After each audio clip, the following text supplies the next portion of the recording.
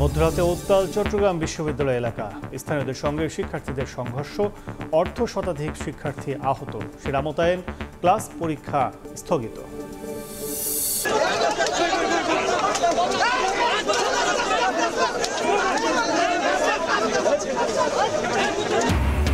জাতীয় পার্টির কাকরাইল কার্যালয় ঘিরে ফের উত্তেজনা, আগুন ভাঙচুর, লাঠিচার্জ ও জলকামান ব্যবহার পুলিশের।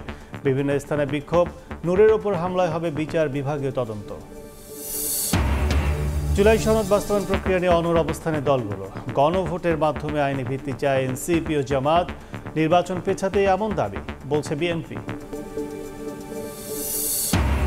আস্থা ফেরাতে 10টি বহুজাতিক কোম্পানিকে পুঁজিবাজারে আনার উদ্যোগ। সংশ্লিষ্ট মন্ত্রণালয় বিভাগকে অর্থ মন্ত্রণালয়ের চিঠি, দরকারি আইন সংশোধনের পরামর্শ। এবং ইয়েমেনে ইসরায়েলের হামলায় হাউথি প্রধানমন্ত্রী নিহত, প্রতিশোধের হুঁশিয়ারি বিদ্রোহী গোষ্ঠীটির। গাজায় একদিনে নিহত আরও 77 ফিলিস্তিনি।